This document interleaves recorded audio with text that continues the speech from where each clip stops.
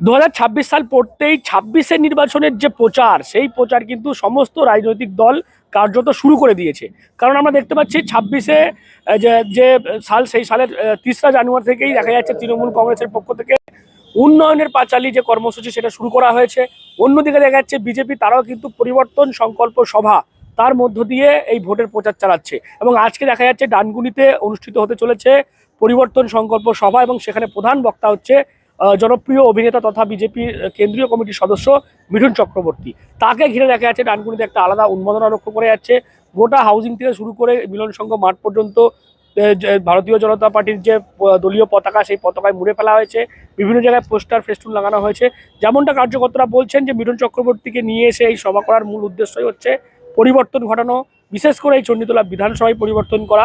সেই লক্ষ্যেই তারা আজকে এই পরিবর্তন সংকল্প সভা করছেন। চক্রবর্তীকে নিয়ে এসে ডানকুনিতে এই যে পরিবর্তন সংকল্প সভা করছেন, কি বলবেন, কি উদ্দেশ্য আপনাদের? আমাদের উদ্দেশ্য একটাই, যে ভারতীয় জনতা পার্টি 2026-এ পশ্চিমবাংলায় আসন গ্রহণ করছে এবং তৃণমূলের মৃত্যু দিবস ঘনিয়ে এসেছে। তারই বার্তা দেওয়ার জন্য মিঠুন চক্রবর্তী আজকে আমাদের চন্দ্রকোনা বিধানসভার অন্তর্গত ডানকুনি মিলনসংঘ মাঠে আসছেন। আর আমরা চাইছি যে সাধারণ মানুষ যারা আছেন এখানে, তারা প্রচুর উচ্ছ্বাসিতভাবে আসছে এবং তারা নিজেরা ফোন করছে যে কখন মিঠুনদা আসবেন, কোন সময়ে ঢুকবেন, আমরা দেখতে পাবো কিনা, আমরা ভিতরে আসতে পারবো কিনা। তাদের একটা বিশাল আগ্রহ আছে। তাদেরকে জিজ্ঞাসা করছি যে আপনারা আসছেন, তো আমাদের কোনো বিষয় নয় সেটা। আমরা চাই ভারতীয় জনতা পার্টি পশ্চিমবাংলার সরকারে আসুক, কিন্তু তৃণমূলের যে অত্যাচার, তার ভয়ে আমরা মুখ খুলতে পারি না। আজকে একটা ভালো দিক এসেছে, মিঠুন চক্রবর্তী আসছে, সেই আশায় আমরা কমসে কম বিজেপির কাছে পৌঁছাতে পারি। এরকম একটা বার্তা মানুষ কিন্তু কটা থেকে শুরু করবেন প্রোগ্রাম, এবং কেমন সাড়া দেখছেন, মানে মানুষজন কেমন? আমাদের প্রোগ্রাম মোটামুটি ধরুন 2টো থেকে শুরু হবে, আর শেষের টাইমটা তো অন্তিম কাল বলবে যে কতক্ষণ পর্যন্ত। মানুষের সারা খুব ভালো আছে, বিভিন্ন দিক থেকে মানুষ আসতে শুরু করেছে। এখনো প্রচুর মানুষ, হাজার হাজার মানুষের ভিড় এখানে হবে। মিঠুন চক্রবর্তীকে যেহেতু মানুষ অভিনেতা হিসেবে যথেষ্ট ভালোবাসে, সেই জায়গাটাতে কি আরো আপনারা জোর দিচ্ছেন যাতে মানুষ ভিড় করে এই মাঠে এসে? মিলন সংঘ মাঠকে বাঁচলেন, এত মাঠ থাকতে বড় বড় মাঠ। ওনার আলাদা ফ্যান ফলোয়ার্স তো অবশ্যই আছে। উনি একজন ভালো মানুষ, নিষ্ঠার সাথে উনি অভিনয় করেছেন এবং তাকে প্রচুর মানুষ ভালোবাসে। এবার তার সূত্রে কী ব্যাপার আছে সেটা তো মানুষ রাস্তায় দেখলে তখন বোঝা যাবে। কিন্তু ভারতীয় জনতা পার্টির যে সৈনিকগুলো আছে, যারা কর্মী আছে, প্রত্যেকটা কর্মী এখানে উপস্থিত হচ্ছে এবং সাধারণ মানুষও যোগাযোগ করছে। শুধু ফ্যান ফলোয়ার্স হয়েছে বলেই যে তারা দেখতে আসছে সেরকম বিষয় কিন্তু নয়। এখানে ভারতীয় জনতা পার্টির সমর্থক, প্রচুর সমর্থক, যারা ভারতীয় জনতা পার্টিকে ভালোবেসেই তারা আসছে। এবারে কি চন্দ্রকোনা বিধানসভায় পরিবর্তন হবে? 100%। আর আজকেই তার সূচনা শুরু হয়ে গেল। ডানকুনিতে দেখা যাচ্ছে মিঠুন চক্রবর্তীর সভা, অন্যদিকে আপনারা উন্নয়নের কথা বলছেন, তারা আজকে দুর্নীতি নিয়ে এই সভা ডেকেছে, পরিবর্তন সংকল্প সভা। একটা কথা বলি আপনাকে, মিঠুন দা, আপনার মাধ্যমে জানাচ্ছি, মিঠুন দা আপনার ছেলে সুরক্ষিত তো? তাহলেই হবে। আপনারা বাংলার মানুষের কথা ভাবেন কোথায়? আজকে আমরা উন্নয়নের কথা, মমতা ব্যানার্জি, অভিষেক ব্যানার্জির যে আমাদের নির্দেশ দিয়েছে, আজকে উন্নয়নের পাঁচিলে নিয়ে মানুষের দরজায় দরজায় যাচ্ছে আর কি। তো সেখান থেকে ওনারা যে এসে যা করছে করুক। আর উনি আসছেন, উনি তো জাত গোখরো, আমরা কার্বলিক অ্যাসিড রেডি রেখে দিয়েছি, অসুবিধা নেই, আমরা কার্বলিক অ্যাসিড দিয়ে দেবো ঠিক টাইমে। মিঠুন চক্রবর্তী দুর্নীতির বিরুদ্ধে বলতে আসছেন, আর আমরা যদি বলি যে মিঠুন চক্রবর্তী নিজে বাঁচবার জন্য বিজেপিতে গেছেন, নিজের ছেলেকে রক্ষা করার জন্য বিজেপিতে গেছেন, হ্যাঁ, তাহলে উনি কি বলবেন? ওনার বিরুদ্ধেই তো দুর্নীতির অভিযোগ ছিল। যে কজন বিজেপিতে গেছে তাদের, দেখুন একটা কথা, কিছু মানুষের বিরুদ্ধে মিথ্যা অভিযোগ হয়েছিল, তারা বিজেপির কাছে স্যারেন্ডার করেনি। সেই নেতারা হয়তো জেল খেটেছে, জেলের মধ্যে আবদ্ধ ছিল, কিন্তু তারা আইনের স্বীকৃতি পেয়ে তারা বাইরে এসছে এবং তারা সেই আন্দোলন, সেই মুভমেন্টের মধ্যে আছে। অন্যায়ের কাছে বশ্যতা স্বীকার করেনি। আর যারা প্রকৃত অপরাধী, তারাই কিন্তু অন্যায়ের কাছে বশ্যতা স্বীকার করে বিজেপির ওয়াশিং মেশিনে সাদা হতে গেছে। মিঠুন চক্রবর্তী তার মধ্যে একজন। তিনি অভিনেতা হিসেবে নমস্য, কিন্তু একজন রাজনীতিবিদ হিসেবে, একজন বাঙালি হিসেবে, তিনি যে নিজেকে বাঙালি বাঙালি বলেন, সেই জায়গাটা কিন্তু তার, সেই বাঙালি বলার আর অবকাশ নেই। তিনি অবাঙালিদের কাছে বিক্রি হয়ে গেছেন। ডানকুনিতে সভা মাঠ ঘটাতে পারবেন? যে যে সংগঠন তাদের ডানকুনিতে, দেখুন, বিজেপি তো বলে সারা পৃথিবীর মধ্যে মধ্যে সব থেকে নাকি বড় সংগঠন বিজেপির। এখন সারা পৃথিবী থেকে লোক নিয়ে এলে হবে না কেন?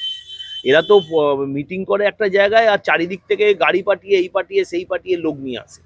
হ্যাঁ, তা কাজেই সে কি করবে, আমাদের এতে ইন্টারেস্ট নেই কিছু। আমরা বললাম আমরা উন্নয়নের কথা মানুষের কাছে বলতে এসেছি। তাই এই যে কর্মযজ্ঞ, উন্নয়নের কর্মযজ্ঞ যে চলেছে, সেই কর্মযজ্ঞ উন্নয়নের গৌরবোজ্জ্বল যে দিন, সেই দিনগুলো যে চলেছে সেইগুলোকেই মানুষের কাছে তুলে ধরতে আমরা এসেছি এবং আমাদের উন্নয়নের পাঁচালী নিয়ে মানুষের কাছে যাওয়ার জন্য আমাদের প্রত্যেকটা বিধানসভা ওয়াইজ 3টে করে টিম করা হয়েছে। আমরা একটা টিম, তা সেই টিম আমরা এইখানে প্রতিটি জায়গায় জায়গায় ঘুরছি। আমাদের মিউনিসিপ্যালিটিতেও 8টা ওয়ার্ড দেওয়া হয়েছে এবং প্রতিটি পঞ্চায়েতেও আমাদেরকে দেওয়া হয়েছে। তা সেই আমরা টিমটা সবাই মিলে আমরা উন্নয়নের পাঁচালী নিয়ে মানুষের কাছে যাচ্ছি, মানুষকে মনে করিয়ে দিতে চাচ্ছি। কেননা প্রত্যেকটা মানুষই কিন্তু প্রতিটি বাড়িতে বাড়িতেই উন্নয়ন কিছু না কিছু তার মুখ্যমন্ত্রী মমতা বন্দ্যোপাধ্যায়ের প্রকল্প কিছু না কিছু পৌঁছে গেছে। তাই সেগুলো একটু মনে করিয়ে দেওয়া, সেগুলো একটু ক্যানভাসিং করা, একটু আলাপ আলোচনা করা এবং আমাদের সারাদিনে 4টে স্পটে 4টে সংলাপ আছে এবং উন্নয়নের পাঁচালী সেই পর্বটা আছে। এইভাবেই আমরা এলাকায় এলাকায় যাচ্ছি, এলাকায় এলাকার মানুষের সাথে জনসংযোগ করছি। তৃণমূল দেখা যাচ্ছে তারা এই যে উন্নয়নের পাঁচালী সেই প্রকল্প বা কর্মসূচির মধ্য দিয়ে সরকারি কি কি কর্মসূচি রয়েছে, সরকারি কি কি পরিষেবা মানুষ পাচ্ছে, সেই সমস্ত বিষয়গুলোকে বাড়ি বাড়ি গিয়ে তারা বিভিন্ন জায়গাতে এলাকা ভিত্তিকভাবে এই কর্মসূচি তারা পালন করছে। 3রা জানুয়ারি থেকে শুরু হয়েছে, 22শে জানুয়ারি পর্যন্ত এই কর্মসূচি তারা চালিয়ে যাচ্ছে। অন্যদিকে বিজেপিও কিন্তু রাস্তায় রয়েছে, তারাও এভাবে পরিবর্তন সংকল্প সভার মাধ্যম দিয়ে এই প্রতিবাদ তারা করছে এবং এই মুহূর্তে দুলন সংঘ মাঠে শেষ পর্যায়ের প্রস্তুতি চলছে এবং ঠিক বেলা 2:30টার পর এই সভা শুরু হবে এবং সেই সভা থেকে মিঠুন চক্রবর্তী কি বক্তব্য রাখে এবং কি বলেন সেদিকেই কিন্তু নজর থাকবে আমাদের। আর আপনারা আজকের সমস্ত আপডেট থেকে নজর রাখুন ডিএনএন বাংলায়। ডিএনএন বাংলা সবার মনে সবার ফোনে। Introducing Dental Rehab and Aesthetic and Unit of Haji Medical. দাঁত মাড়ি কিংবা মুখের সমস্যায় ভুগছেন? আর চিন্তা কিসের, এখন আপনার অঞ্চলে রোগী দেখছেন অতি পরিচিত ডক্টর হাসিব রাজা সরকার। কনসালটেন্ট ডেন্টাল, ওরাল এবং ফেসিয়াল অ্যাস্থেটিক, সাথে যুক্ত রয়েছেন মেডিকেল কলেজ হাসপাতাল কলকাতা। উন্নত প্রযুক্তি দ্বারা উন্নত ট্রিটমেন্টের জন্য আজই আসুন dental rehab and aesthetic and unit of Haji medical. আমাদের ঠিকানা পাট ডানকুনি চৌমাথা, দিল্লি রোড, ডানকুনি, হুগলি 712310। অ্যাপয়েন্টমেন্টের জন্য এখনই যোগাযোগ করুন 9640257752 অথবা আমাদের হোয়াটসঅ্যাপ নাম্বার হলো 9163146213। সাবস্ক্রাইব করুন ডিএনএন বাংলা, ফলো করুন এক্স, ইনস্টাগ্রাম ও ফেসবুক পেজ ডিএনএন বাংলা। সবার মনে সবার ফোনে।